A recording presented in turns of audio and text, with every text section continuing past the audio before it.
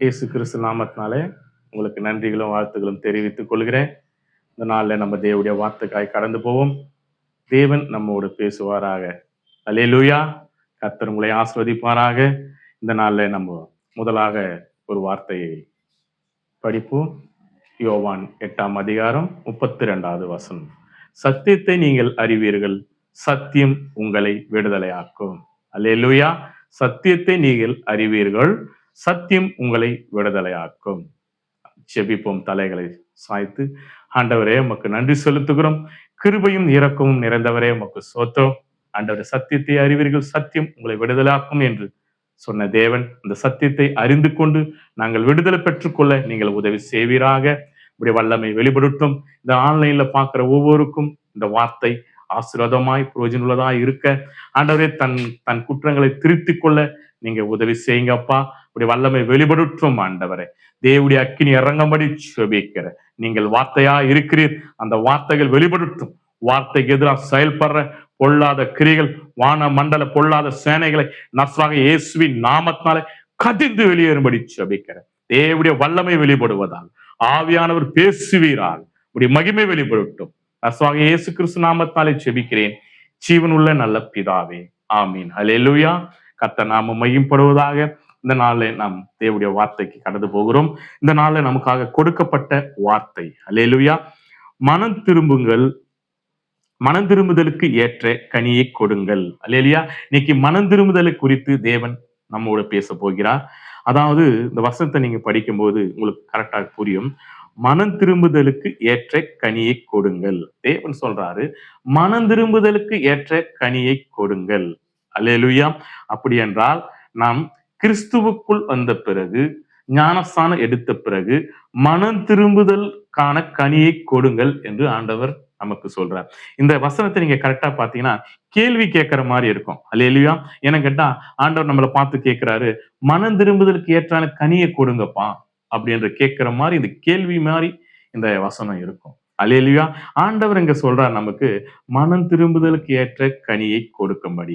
அப்ப மனம் திரும்புதலுக்கு ஏற்ற கனியை நம்ம கொடுக்கணும். அல்லேலூயா.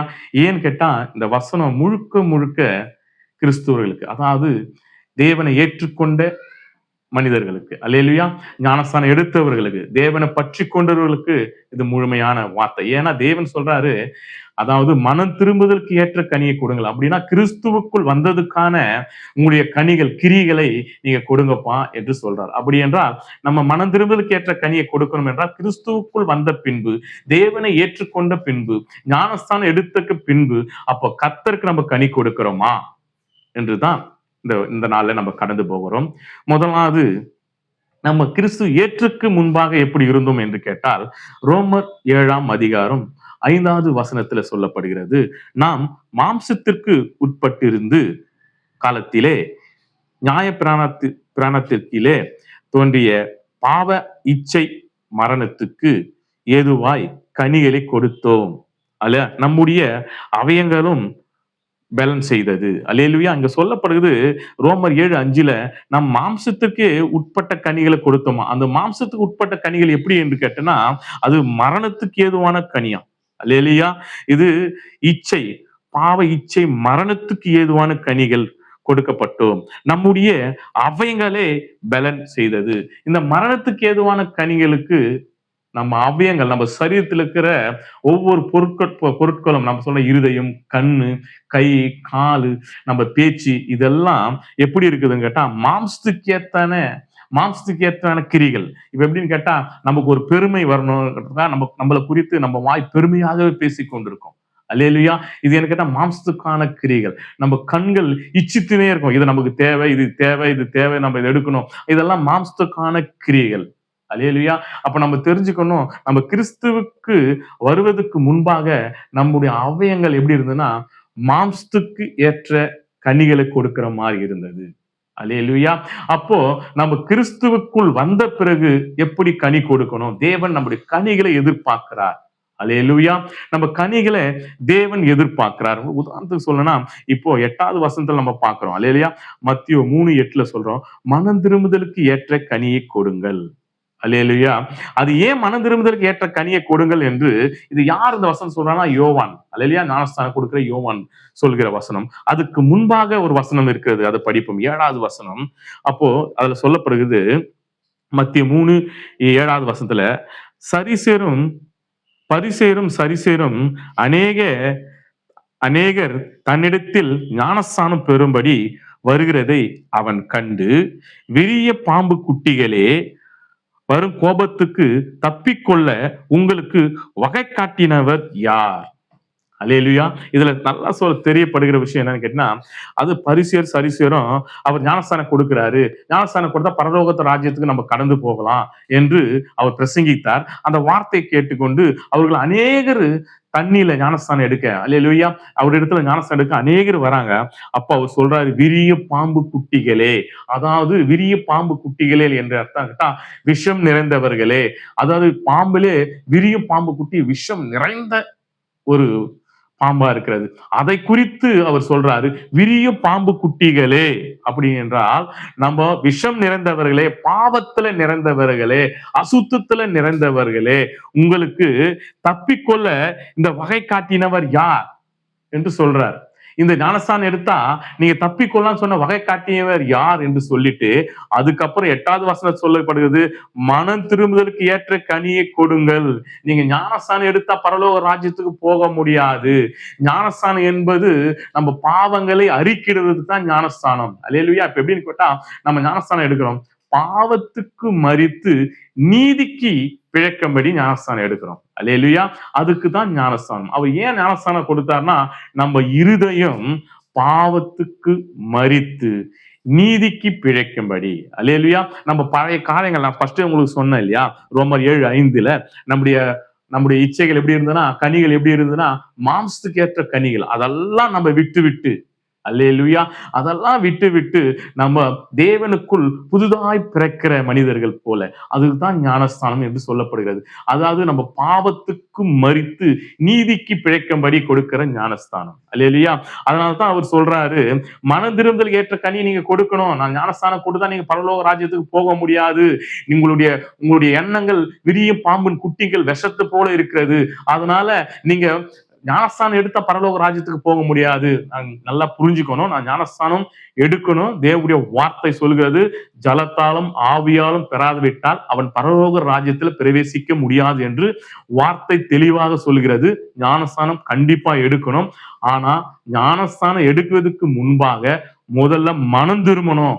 மனம் திரும்பி நீங்க ஞானஸ்தானம் எடுத்தா தான் அந்த ஞானஸ்தானம் தேவனால அங்கீகரிக்கப்பட்டதா இருக்கும். அல்லேலூயா. நீங்க மனம் திரும்பணும். நம்ம பாவங்கள்லாம் முற்றிலுமாய் அறிக்கிட்டு, ஆண்டவர் சொல்றாங்களே, பாவங்கள் எல்லாம் அறிக்கிட்டு அதை விட்டு அதை விடுகிறவனே வாழவே அடைவான். அல்லேலூயா. அப்ப நம்ம நல்லா தெரிஞ்சுக்கணும், பாவங்களை அறிக்கையிட்டு விட்டுவிடுறவன் தான் தேவனுக்கு பிரியமானவனா இருப்பான். நம்ம வசனங்கள் நிறைய சொல்லுகிறது. அப்ப நம்ம நல்லா தெரிஞ்சுக்கணும், ஞானஸ்தானம் எடுப்பது ரொம்ப முக்கியம்.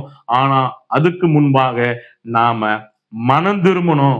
தேவனுக்கு ஏற்ற கனி கொடுக்கிறவங்களா நம்ம மனம் திரும்பும் போது அப்பதான் அந்த ஞானஸ்தானத்துக்கு ஏற்ற தகுதி இருக்கும். நம்ம வெறும் தண்ணியால ஞானஸ்தானம், வெறும் தண்ணியில விழுந்து ஞானஸ்தானம் எடுத்துட்டு திருப்பி பாவங்கள் செய்து கொண்டிருக்கிறதுனால, நம்மளுக்கு தேவனுக்கு ஏற்ற கனி கொடுக்காததுனால நம்ம பரலோக ராஜ்யத்துக்கு பிரவேசிக்க முடியாது. அல்லேலூயா. அதிலே நம்ம 11வது வசனத்தை சொல்லப்படுகிறது. மத்திய 3ஆம் அதிகாரம் நம்ம 11வது வசனத்துல சொல்லப்படுகிறது. இந்த வசனத்தை பாருங்க. மனம் திரும்புதலுக்கென்று நான் ஜலத்தினாலே உங்களுக்கு ஞானஸ்தானம் கொடுக்கின்றேன். அல்லேலூயா. அவர் சொல்றாரு, மனம் திரும்புதலுக்கென்று நான் ஜலத்தினாலே உங்களுக்கு ஞானஸ்தானம் கொடுக்கின்றேன். எனக்கு பின் வருகின்ற என்னிலும் வல்லமையாயிருக்கிறார். அவருடைய பாதரட்சைகளை சுமக்கிறதுக்கும் நான் பாக்கியவான் அல்ல. அவர் பரிசுத்த ஆவியினாலும் அக்கினினாலும் ஞானஸ்தானம் கொடுப்பார். இங்க நல்லா தெளிவா சொல்லுகிறாரு.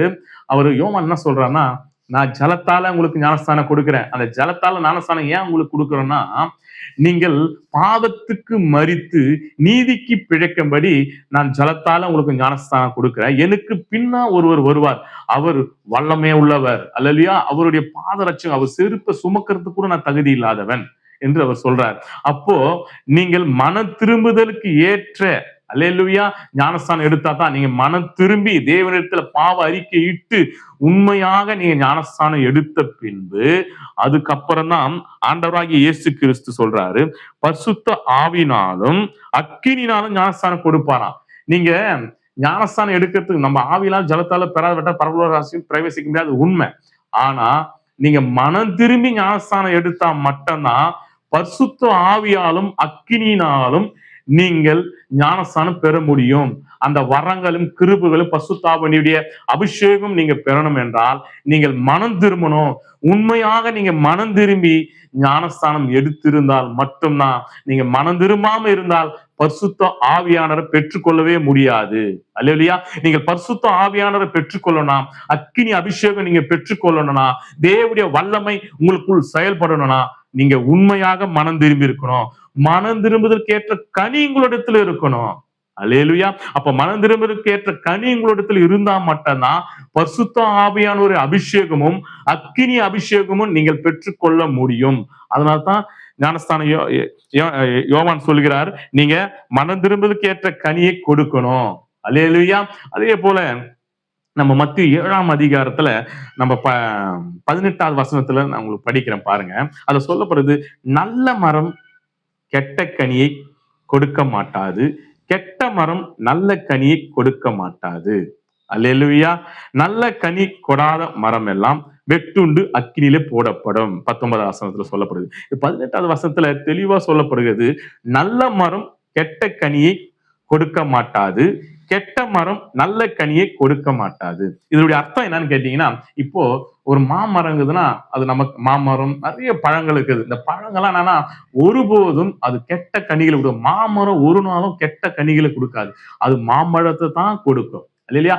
இப்போ நமக்கு நிறைய கெட்ட மரங்களும் இருக்காது. உங்களுக்கு உதாரணத்துக்கு ஒரு அத்திக்காயின்னு சொல்லுவாங்க. அது வந்து கசப்பு நிறைந்த ஒரு மரம், கசப்பு உள்ள ஒரு காய். அந்த அத்திக்காயின்னு சொல்றது, அந்த அத்திக்காயில வந்து உனக்கு தித்திப்பான பழம் எப்பவுமே வராது. அது எப்பவுமே அது கசப்பான காய்களை தான் கொடுக்கும். அல்லேலூயா. அதே போல அரளி விதைன்னு சொல்லுவாங்க. அரளி விதை என்று கேட்டா அந்த மரம் எப்படின்னு கேட்டா, அந்த விதையும் அந்த தழையும் நம்ம சாப்பிட்டால் உன்னால் மரித்து போவார்கள். அது விஷம் நிறைந்த ஒரு மரம், அது கெட்ட மரம், விசை நிறைந்த ஒரு மரம். அந்த மரத்துல ஒருபோதும் நல்ல கனி கொடுக்கவே கொடுக்காது. அது அந்த காலத்துல இதுவரையிலும் அது கெட்ட கனி. அதை சாப்பிட்றவர்கள் மரித்து போவார்கள். இதை சாப்பிட்றவர்கள் கசப்பு நிறைந்ததா இருக்கும். அதே போல நம்ம மாமரத்துல ஒரு கனி எப்போதும் கெட்ட கனி கொடுக்காது, நல்ல கனி தான் கொடுக்கும். ஆண்டவர் இதுல என்ன தெளிவா சொல்லப்படுகிறாருன்னா, நான் படைத்த மரங்களில நல்ல மரங்கள்லாம் எப்பவுமே நல்ல கனி தான் கொடுக்கும், ஒரு நாளும் கெட்ட கனி கொடுக்காது என்று ஆணித்தரமா சொல்றார். நல்ல மரங்கள், நான் படைத்த நல்ல மரங்கள்லாம் எப்பொழுதும் நல்ல கனிகளை தான் கொடுக்கும். கெட்ட மரம் எப்பொழுதும் அது கெட்ட கனிகளை தான் கொடுக்கும். இது கெட்ட மரம், இது கெட்ட கனிகள். ஆண்டவர் சொல்றாரு, இது கெட்ட மரம், இந்த இடத்துல நம்ம போகக்கூடாது. நமக்கு நல்லா தெளிவா தெரியும். ஏன்னா இது கெட்ட மரம், இந்த கனியை நம்ம சாப்பிட்டா மரித்து போவோம், இந்த இலையை சாப்பிட்டா நம்ம மரித்து போவோம். இது கெட்ட மரம், நமக்கு ஆல்ரெடி பார்க்கும் போதே தெரியும். ஆனா இது நல்ல மரம், இது நல்ல கனியை கொடுக்கும், இதை நம்ம புசிக்கலாம் அப்படின்னு இந்த மரங்களை பார்க்கும் போது நமக்கு தெரியும். உதாரணத்துக்கு ஒரு மாங்கன்னு நம்ம கீழே வச்சு புதைக்கிறோம். ஒரு 10 நாள் 20 நாள் விட்ட அந்த கனி முளைச்சி வெளியே வந்து 2 இலை வரும்போதே நமக்கு தெரிஞ்சிடும் இது மாமரம். பலா கனியை உள்ள வச்சுட்டு நம்ம அது வரும், கொஞ்சம் வெளியே வந்தவரை இது பலா கனி, இது 5 வருஷம் விட்டு நமக்கு பலா கனியை கொடுக்கும், இது மாமரம் மா கனியை கொடுக்கும். தென்னை மரம் இது 5 வருடம் விட்டு நம்ம இளநீரை குடிப்போம், தேங்காவே நம்ம புசிப்போம் என்று நம்ம சிறு வயதிலே அதை தெரிந்து கொள்ளலாம். இது கெட்ட மரம், இது கெட்ட கனி தான் கொடுக்கும் என்று நம்ம தெரிந்து கொள்ளலாம். ஆனால் ஆண்டவர் சொல்றார் பாருங்க, நம்ம 20வது வசனத்துல, மத்திய 7ஆம் அதிகாரம் 20வது வசனத்துல சொல்லப்படுது, ஆதலால் அவர்களுடைய கனிகளாலே அவர்களை அறிவீர்கள். மனிதன் மட்டும், அல்லேலூயா, அவர்கள் கனிகளால மட்டும்தான் அவர்களை அறிந்து கொள்ள முடியுமா? ஆண்டவர் தெளிவா சொல்றாரு. மரங்களை ஒப்பிட்டு பேசாரு. மரங்க அது கனி அது கரெக்டா கொடுக்கும், ஏற்ற காலத்துல ஏற்ற கனி கொடுக்கும். இந்த மரம் இந்த கனி தான் கொடுக்கும், இந்த மரம் இந்த கனி தான் கொடுக்கும், அது நிச்சயம் அப்படின்னு சொல்றாரு. ஆனா மனிதன் மாத்திரம் அவனுடைய கிரிகள் பார்த்து தான் அவன் கனிகளை அறிந்து கொள்ள முடியும், அவன் கனியை பார்த்து தான் கிரிகளை அறிந்து கொள்ள முடியும் என்று ஆண்டவர் தெளிவா சொல்றார். அப்போ நம்ம இதுல உங்களுக்கு புரியுதா என்ன என்று கேட்டா, ஆண்டவர் சொல்றாரு நம்முடைய நடக்கைகள், நம்முடைய செயல்பாடுகள், நம்முடைய பேச்சுகள், நம்முடைய பார்வைகள், நம்முடைய நடக்கையை கொண்டுதான் நம்முடைய கனியை தெரிந்து கொள்ள முடியுமா? இந்த எல்லாம் நம்ம 100 பேர் இருக்குன்னா 100 பேரும் மனுஷர்கள் தான். இப்போ 100 மாங்காய் மரம் இருக்குதுன்னா 100 மாங்காய் மரமும் 100 மாங்காய் மரம் தான் தரும். அதுல ஒரு மாற்றமும் இல்லை. அல்ல இல்லையா? இல்லையா? எட்டி மரம்னா அது 100 எட்டி மரம் எட்டி காய் தான் காய்க்கும். அதுல மாற்றம் இல்லை. அல்லேலூயா. அதே போலதான் 100 மனிதர் இருக்கிறாங்கன்னா 100 பேரும் ஒரே மாதிரியா இருக்க மாட்டாங்க. 100 பேரும் வேற வேற மாதிரி இருப்பாங்க. அந்த 100 பேரும் மனிதர்கள் தான். ஆனா அந்த மனிதருடைய கனிகள் எப்படி இருக்குன்னு கேட்டா, அவர் கிரியைகளை பார்த்துதான், அவர் நடக்கைகளை பார்த்துதான் அவர் கனிகளை அறிந்து கொள்ள முடியும். ஆண்டவர் தெளிவா சொல்றார். அப்போ ஆண்டவர் நம்முடைய கனிகளை எதிர்பார்க்கிறார். அல்லேலூயா.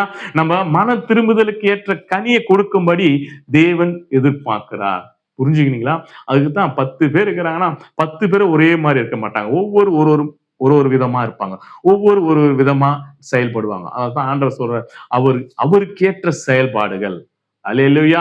அவருக்கேற்ற போல யார் கனி தருகிறார்கள் என்று தேவன் நோக்கி பார்க்கிறார். நம்ம நல்லா தெரிஞ்சுக்கணும், நம்ம கிறிஸ்துவுக்குள் இருக்கிறோம், நம்ம தேவனுக்குள்ள வாசம் செய்கிறோம், ஆலயத்துக்கு கடந்து போறோம், தேவனை ஏற்றுக்கொண்டு இருக்கிறோம், ஞானஸ்நானம் பெற்றிருக்கிறோம். ஆனால் தேவனுக்கு ஏற்ற கனியை நம்ம கொடுக்கணும். நம்ம மனம் திரும்பி இருக்கிறோம், தேவனை ஏற்றுக்கொண்டு இருக்கிறோம், அதுக்கேற்ற கனியை கொடுக்கணும். இவருக்கு நம்ம ரொம்ப ரோட்ல கடந்து போகும்போதே இவங்க கிறிஸ்துவருப்பா, இவங்க இந்த அம்மா கிறிஸ்துவங்கப்பா, அவங்க நடக்க பாருங்க, அவங்க செயல்பாடு பாருங்க, அவங்க கிறிஸ்துவங்க என்ற அந்த மாற்றம் பார்க்கும் போதே தெரியணும். அதுதான் கனி. கனி என்பது வெளியே காண்பதுக்கு தான் கனி. இப்போ ஒரு மரத்துல ஒரு மாம்பழம் தெரியுதுன்னா அந்த கனி வெளியே தெரியும். கனி அதே போலதான் நம்முடைய செயல்பாடுகள் வெளியே தெரியணும், கனிகள் வெளியே தெரியணும். அது போல நடந்துக்கணும். இப்ப ஆண்டவர் நம்ம கனிகளை எதிர்பார்க்கிறார். அல்லேலூயா. கர்த்தர் நாம மையப்படுவதாக. உதாரணத்துக்கு உங்களை 2 பேருக்கு உதாரணத்துக்கு உங்களுக்கு வேதத்துல இருந்து நான் கொண்டு வரேன் பாருங்க.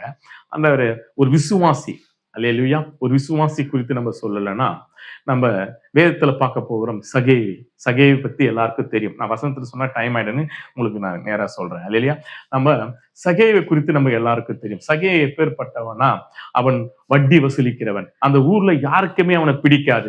ஏன்னு கேட்டா அநியாய வட்டி வாங்குறவன் என்று அநேகருக்கு எல்லாருக்குமே தெரியும். சகே என்ப ஒரு மனிதன், அவன் வட்டி வாங்குறவன், வசூலிக்கிறவன் என்று எல்லாருக்குமே தெரியும். அதனால அவர் யாருமே அவனை விரும்பாத ஒரு மனிதன். அல்லேலூயா. நல்லா தெளிவா தெரிந்து கொள்ளுங்கள். அவர் எப்பேற்பட்டவர்னு கேட்டா, தேவனை விசுவாசிக்கிற இயேசு கிறிஸ்து பத்தி அவர் தெரிந்து கொண்டு அவர் கெட்ட மனிதன். அல்லேலூயா. ஆண்டவரே, அவர் பாவத்துக்குரியவர்னு சொல்லலாம், அநேகர் ஏமாற்றி இருக்கிறார், பாவத்துக்குரியவர்னு சொல்லலாம். ஆனா அப்பேற்பட்ட மனிதன் இயேசு கிறிஸ்துவை அறியணும்னு அவருக்குள்ள ஒரு எண்ணம் வருது.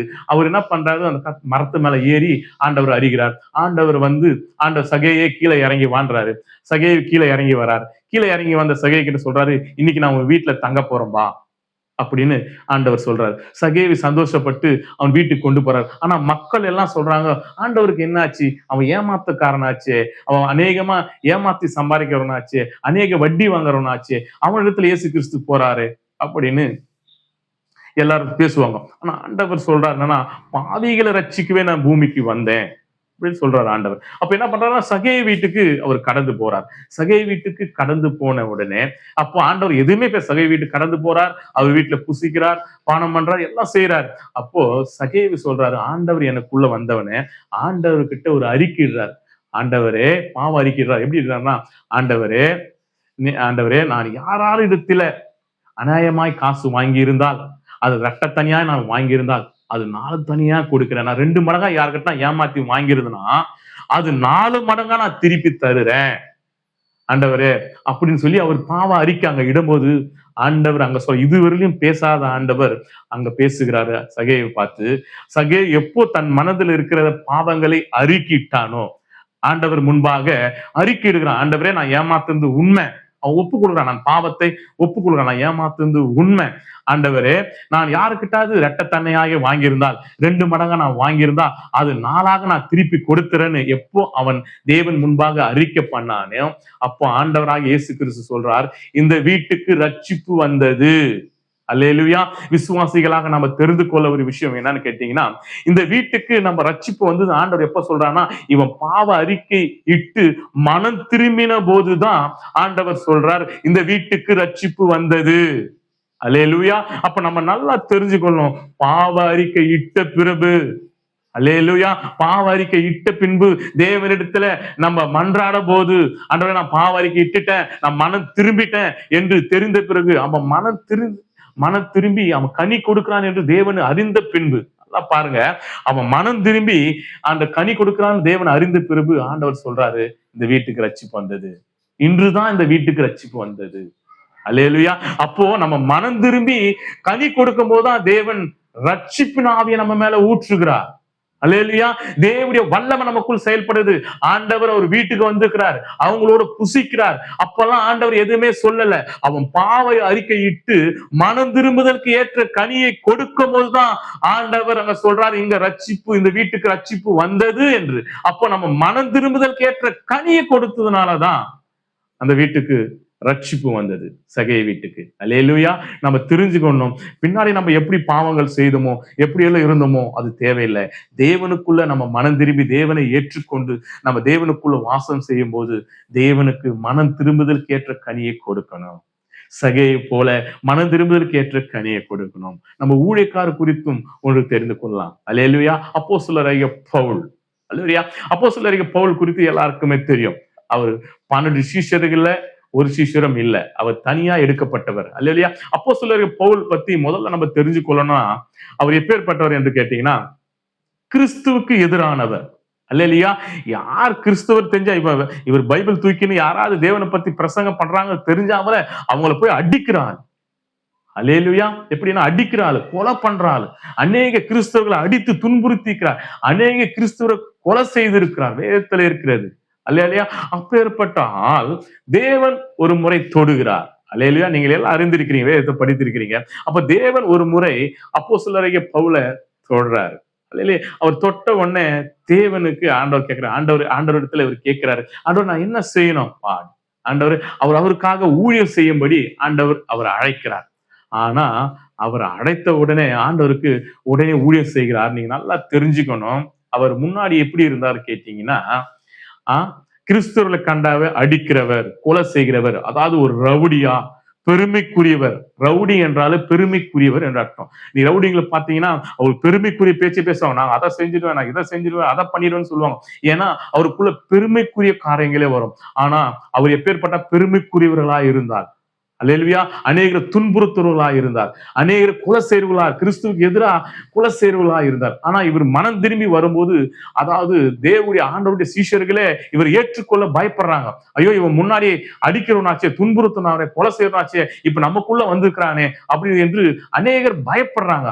ஆனாலும் சீஷர் சொல்லி இல்ல, தேவன் தொட்டுக்கிறார், தேவன் அழைச்சிருக்கிறார் என்று சொன்னவனை அவர் ஏற்றுக்கொள்கிறார். அப்ப அவரோடு இருந்து அவர் தனியாய் ஊழியம் செய்யும் போது, நல்லா தெரிந்து கொள்ளணும் தேவனுடைய பிள்ளைகளே, அவர் தனியாய் ஊழியம் செய்யும் போது அவர் முன்னாடி எப்படி இருந்தானா மற்றவங்களை துன்புறுத்துறவர்களா இருந்தாரு, ஆனா பின்னாடி அநேக துன்பங்களை காணுவர்களா இருந்தார். நீங்க வேதத்துல பார்க்க போனீங்கன்னா அவரை கல்லால் அடித்து அவர் மரித்து போயிட்டார் என்று நினைத்து கொண்டாங்களாம். அந்த மாதிரி அடித்தார். முன்னால் அவர் எப்படி இருந்தார் பாருங்க, பின்னாடி தேவனுக்குள்ள வந்த உடனே அவர் கல்களால் அடித்த போது அவர் மரித்து போறாங்க, விட்டுட்டு போறாங்க. ஆனா தேவன் ஜீவனை கொடுத்து அவர் நடத்துறார். அது மாத்திரமல்ல, கடல்ல அவர் அநேக தரம் கழுத்தளவு தண்ணில, துணி இல்லாம கழுத்தளவு தண்ணில நிறுத்தி அவர் துன்புறுத்தி இருக்கிறாங்க. அல்லேலூயா. அவர் சரீரத்தில் இருக்கிற துணியெல்லாம் பிச்சு அடிச்சு தலைக்கீழதான் கட்டி இருக்கிறாங்க. இல்ல நீ வேதத்துல படித்தா தெரியும். அதே போல நம்ம ஆண்டவராகிய இயேசு கிறிஸ்து சிலுவையில அடிக்கும் போது 40 முறை சாட்டில் அடித்தார் என்று நம்ம வேதத்துல வாசிக்கிறோம். அத போல ஒரு வாட்டி தவறு செய்தா 40 முறை ஜாட்டியில் அடிப்பாங்களாம். அது போல 3 முறை அவர் சாட்டில் அடி 40 120 அடி வாங்கிக்கிறாராம் 3 முறை அப்போஸ்தலனாகிய பவுல். இதுல இருந்து என்ன தெரியுதுன்னா, அவர் மனம் திரும்புதலுக்கு ஏற்ற கனியை கொடுக்கிறவராக இருந்தார். அல்லேலூயா. அப்போஸ்தலர் பவுல் மனம் திரும்புதலுக்கு ஏற்ற கனியை கொடுக்கிற அவர் ஊழியம் செய்யும் போது அவர் ஊழியத்துல அநேக அற்புதங்களை செய்யறவர்களா இருந்தார், அநேக அதிசயங்களை செய்யறவர்களா இருந்தார். அல்லேலூயா. அவரு ஏன் கேட்டீங்கன்னா, அவருக்குள்ள மன திரும்புதலுக்கு ஏற்ற கனி, அவர் முன்னாடி இருந்த வாழ்க்கைக்கும் கிறிஸ்துவுக்குள் இருந்த வாழ்க்கைக்கும் அநேக வித்தியாசங்கள் இருந்தது. அல்லேலூயா. அதனால்தான் நீங்க வேதத்துல நீங்க பார்த்தீங்கன்னா மத்தியு, மார்க்கு, லூக்கா, யோவான் இந்த 4 புஸ்தகங்களும் ஆண்டவராய் இயேசு கிறிஸ்து பத்தி இருக்கும். அல்லேலூயா. இதை ஆண்டவர் சித்தமானா ஒரு நாளைக்கு உங்களுக்கு விளக்கத்தை கொடுக்க. இந்த 4 புஸ்தகங்களும் பழைய ஏற்பாடுகள் சம்பந்தப்பட்ட புஸ்தகங்களா இருக்கும். எப்படி கேட்டா இயேசு கிறிஸ்து வரும்போது அவர் நடந்து கொண்டது, அவர் செயல்பட்டது எல்லாமே இருக்கும். அதுக்கப்புறம் எல்லா புஸ்தகங்களும் அப்போஸ்தலர் பவுலால் எழுதப்பட்ட எல்லா புஸ்தகங்களும் புதிய ஏற்பாடு, அதாவது சிலுவைக்கு, உங்களுக்கு அப்படி சொன்னா புரியாது. இந்த 4 புஸ்தகங்களுக்கும் சிலுவைக்கு முன்பான புஸ்தகங்கள். புதிய ஏற்பாட்டுல இந்த 4 புஸ்தகங்களும் சிலுவைக்கு முன்பாக புஸ்தகம். ஆனா சிலுவைக்கு பின்பாக புஸ்தகம் அப்போஸ்தலனாகிய பவுல் எழுதின புஸ்தகம். தேவன் அவரை வைத்து ஒரு சரித்திரங்களை படைக்க செய்தார். அல்லேலூயா. ஏன்னா ஆண்டவராகிய இயேசு கிறிஸ்து நீங்க பாத்தீங்கன்னா அந்த 4 புஸ்தகங்களும் பழைய ஏற்பாடுல கை கொள்ளும்படி எல்லாமே சொல்லியிருப்பாரு. ஆனா ஆண்டவர் சிலுவையில ஜெயம் ஆன பிறகு கிறிஸ்துவ பற்றி வெளிப்படுத்துகிற புஸ்தகம் எது என்று கேட்டீங்கன்னா அப்போஸ்தலர்கள் எழுதின எல்லா புஸ்தகங்களும் கிறிஸ்துவுக்கு சிலுவைக்கு பின்னான புஸ்தகங்களை அப்போஸ்தலர் பவுலை கொண்டு எழுத வைத்தார். காரணம் என்னன்னு கேட்டீங்கன்னா அவர் கிரிகள், அவர் கனிகள் அப்படி இருந்தது.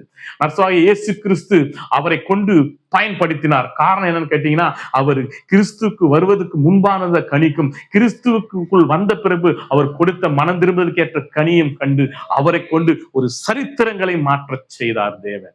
அல்லேலூயா. நம்ம நல்லா தெரிஞ்சுக்கொள்ளணும், தேவனுக்கு நம்ம கிறிஸ்துக்குள் வருவதற்கு கிறிஸ்துவுக்கு முன் இருந்தது எப்படி வேணா இருக்கலாம். ஆனா கிறிஸ்துவுக்குள் வந்த பிறகு தேவனுக்கு ஏற்ற கனியை கொடுக்கணும். மனம் திரும்புதலுக்கு ஏற்ற கனியை தேவன் நம்ம இடத்துல காணணும். அல்லேலூயா. மனம் திரும்புதலுக்கு ஏற்ற கனியை கொடுத்தா தான் அபிஷேகமே பெற்றுக்கொள்ள முடியும். தேவனுடைய வரங்கள் உனக்குள்ள செயல்படும்.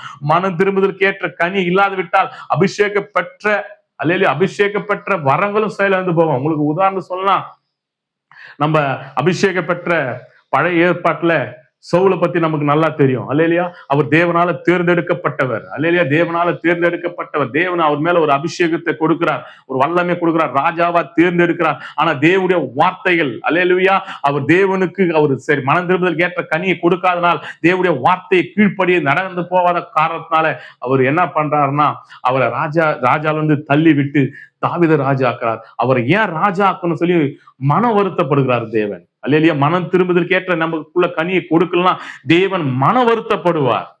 அல்லேலூயா. நம்ம நல்லா தெரிஞ்சுக்கொள்ளணும், கர்த்தர் மனம் திரும்புதலுக்கு ஏற்ற கனியை கொடுக்கும்படி. அல்லேலூயா. நான் வேகமா போறேன், அண்டரே டைம் இல்லாதான் என்ன பிரசங்கி கூட்டினா 3 hour கூட பிரசங்கிப்பேன் தேவனுடைய வார்த்தைகளை. ஆனா நீங்க ரொம்ப நேரம் யூடியூப்ல பார்க்க மாட்டேன்றதுனாலதான் எவ்வளவு சீக்கிரம் முடியுமோ அவ்வளவு சீக்கிரமா உங்களுக்கு பிரசங்கிக்க நான் ஆசைப்படுகிறேன். அல்லேலூயா.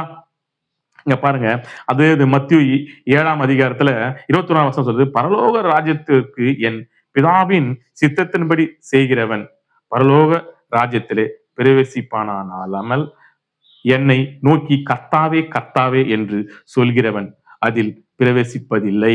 அல்லேலூயா. இங்க சொல்லப்படுகிறது பரலோக ராஜ்யத்தில நீங்க பிரவேசிக்கலாம், பிதாவினுடைய சித்தத்தின்படி செய்கிற மட்டும் தான் பரலோக ராஜ்யத்துல பிரவேசிக்க முடியும்.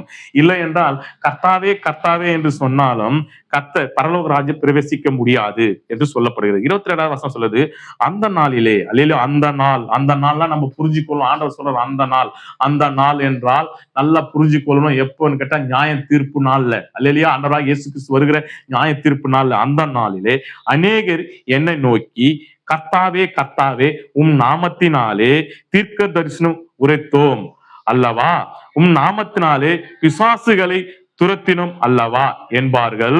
அல்லேலூயா. அதிலே 23ஆவது வசனம் சொல்லுது, அப்பொழுது நான் ஒரு காலமும் உங்களை அறியவில்லை, அக்கிரம செய்யக்காரர்களே என்னை விட்டு அகன்று போங்கள் என்று சொல்வேன். அல்லேலூயா. ஆண்டவர் சொல்றார், தேவனுக்கு மனம் திரும்புவதற்கு ஏற்ற கனியை நீங்க கொடுக்காமல், அல்லேலூயா, பிதாவின் வார்த்தையின்படி, தேவனுடைய வார்த்தையின்படி நீ மனம் திரும்புதலுக்கு ஏற்ற கனியை கொடுக்காமல் இருந்தால், நீங்கள் தீர்க்க தரிசனம் உரைத்தாலும் சரி, பிசாசுகளை துரத்தினாலும் சரி, ஆண்டவர் சொல்றார் உங்களை அறியல, நீ யாருன்னே தெரியாது, அக்கிரமக்காரர்களை என்னை விட்டு விலகுகள் என்று சொல்லுவாராம் தேவன். அல்லேலூயா. அப்ப நல்லா தெரிந்து கொள்ளணும். அல்லேலூயா.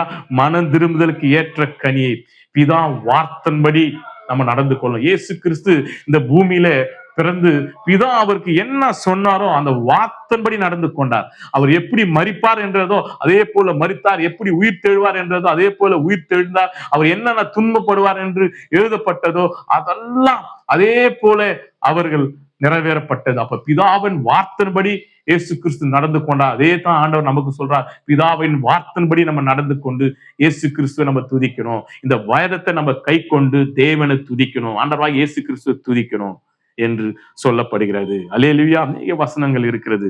ஆண்டவர் ஒரு வசனத்தை சொல்லி நம்ம முடிப்போம். அல்லேலூயா.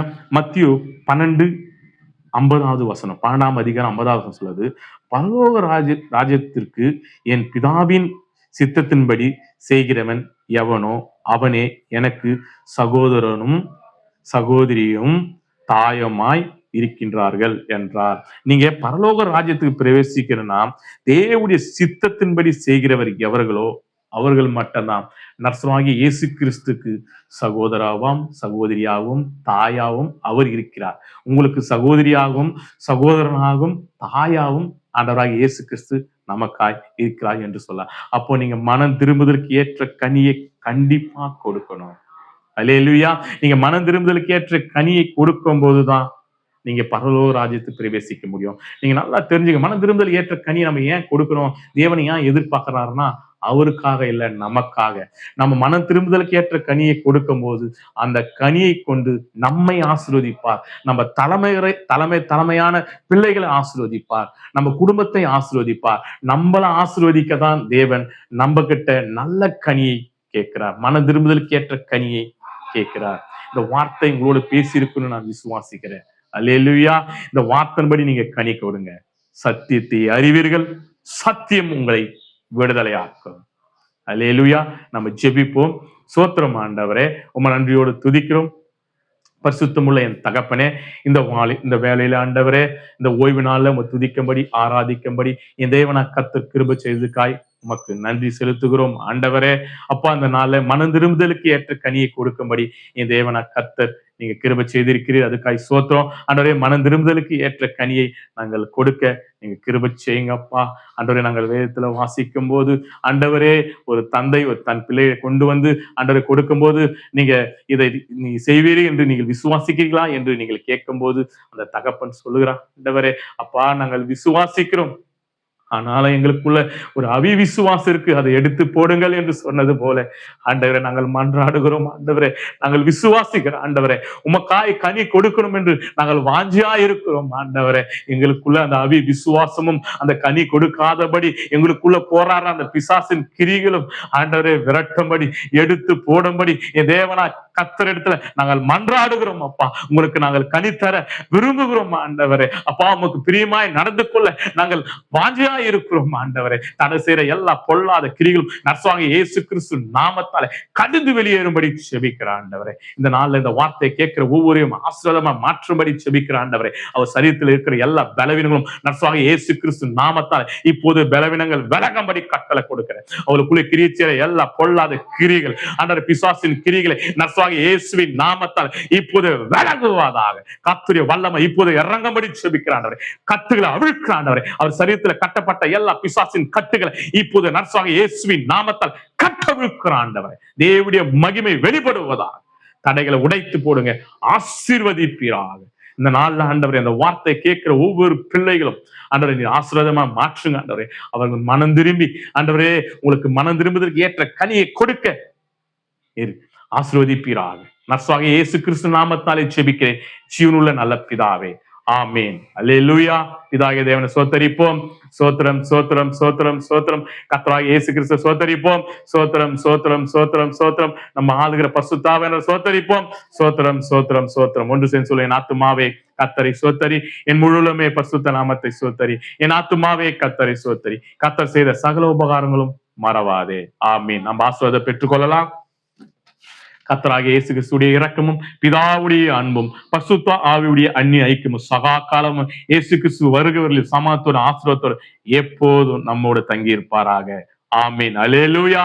கர்த்தர் உங்களை ஆசீர்வதிப்பாராக. சத்தியத்தை அறிவீர்கள், சத்தியம் உங்களை விடுதலையாக்கும். ஆமேன்.